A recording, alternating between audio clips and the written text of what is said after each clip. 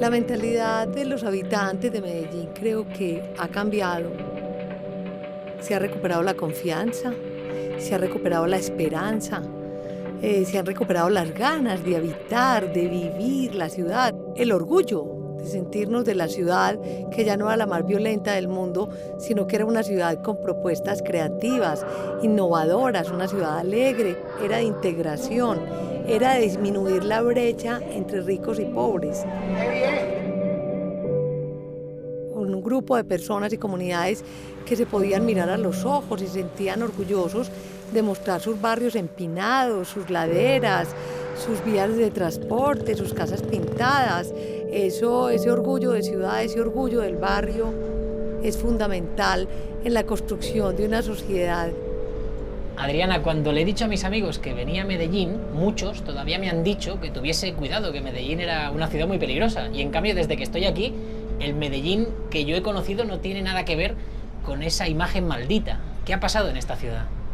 Bueno, pues tus amigos en otro momento de la historia de la ciudad tenían razón, porque Medellín se ha transformado, ha tenido un cambio significativo, muy positivo al que vivió antes. ¿Y en ese cambio qué ha tenido que ver la política? Mucho, diríamos que casi todo, porque se creó un nuevo movimiento ciudadano, movimiento independiente, que no respondía a los partidos tradicionales, que se conformaba con personas que no habían participado en la política antes. ¿Qué tipo de frases se decían de los políticos de toda la vida? ¿Qué decía la gente? No, eso dicen siempre, la falta de transparencia, el desconocimiento de las reales problemáticas de la ciudad, no solucionar los problemas de la ciudad en su conjunto, no solo del centro de la ciudad y algunos sectores, sino de la sociedad. Entonces, ante toda esa situación, surge ese movimiento ciudadano, un movimiento cívico. ¿En qué consistía?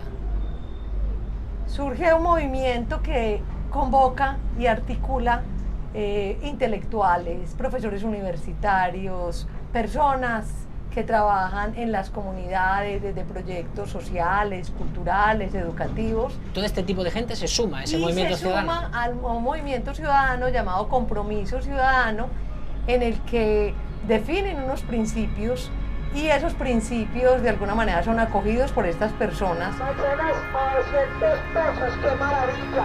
Lateral un cigarrillo, con derecho a cancho, qué maravilla. 5 reales. 5 manzanas. Desayunamos calentados con red, cerdo, chicharrón. Los desayunos, terminó desayunos. Angélica sigue moviéndose y casi no lo ve. Ahora la luz se irá del todo y caerá sobre nosotros. Aquí donde estamos, antes que había. Acá era un basurero, era el centro, el botadero pues como de la ciudad, donde se traían las basuras de la ciudad, los desechos sólidos, industriales, clínicos, domésticos. O sea, todo esto era basura. Todo esto, y se llamaba el Morro de Moravia. Ahora mismo en España han surgido varios movimientos ciudadanos en diferentes ciudades de nuestro país. Hay mucha gente que a esos movimientos los descalifica y dicen que esta gente que no tiene experiencia política van a ser incapaces de llevar a cabo un proyecto político. ¿También se decía eso del movimiento ciudadano que surgió en Medellín? Claro, yo creo que siempre hay una desconfianza en que los académicos o personas que no han estado en el sector de la administración pública no puedan manejar la complejidad de la gestión pública. Y sí que lo hicieron. Y lo hicieron muy bien. Es un asunto de que la comunidad tiene que creer más en ella misma, porque es que ahí es donde está el capital social. ¿Les costó dar ese paso para entrar en política? Yo creo que fue muy difícil. Es una prueba y es un asunto en el que se mide la coherencia entre lo que yo critico de una administración y cuando yo llego a la administración, cómo voy a administrar. Entonces, supremamente difícil, creo que fue un paso enorme.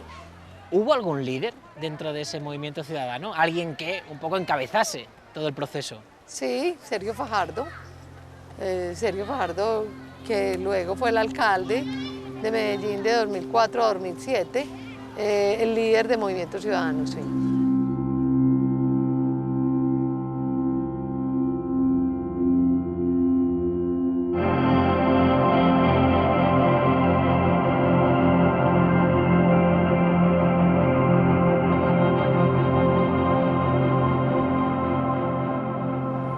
¿Qué opinión tienen ustedes de Sergio Fajardo? Bueno, para mí Sergio Fajardo ha sido mejor que nos podía haber mandado Dios. Le da confianza al pobre, le da posibilidades de seguir adelante. Hay una persona que está hablando sobre todo de lo que uno puede entender, entonces uno como que le va cogiendo cariño a la política. Antes de llegar Fajardo acá, Moravia era perdición, pobreza.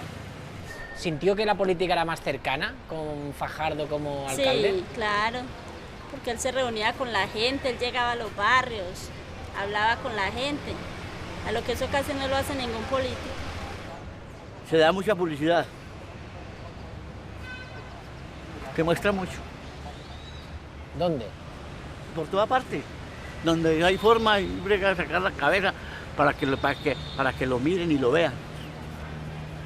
Pienso que es un personaje muy populista, es decir, tiene un discurso muy elocuente y posibilidades de acercarse al pueblo, de mostrar una imagen muy cercana, pero pienso que a la hora de ejercer su poder como alcalde y gobernador, pues quedan muchos vacíos en términos de inversión social, en términos de cultura.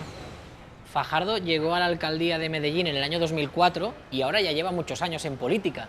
Después de tantos años en política, ¿ya es un político más? Se mantiene porque tiene una política buena. Cuando una persona de esas trata de ayudarle al pobre, trata de ayudarle al más necesitado, siempre van a ir con él. Usted sabe que este país es de muchos pobres, somos muchísimos los pobres, y si a este país se le ayuda una persona que venga a ayudar, siempre van a estar con él. ¿Qué pasaba con los políticos de toda la vida? Los políticos de toda la vida es esa ¿cómo se dice? Una tradición antigua, ¿cierto? Que yo quiero llegar al Senado y que qué bueno, maravilloso, ¿cierto? Pero y ahí nomás, para ellos, era un bien para ellos nada más, porque ya se quedaban con una pensión vitalicia.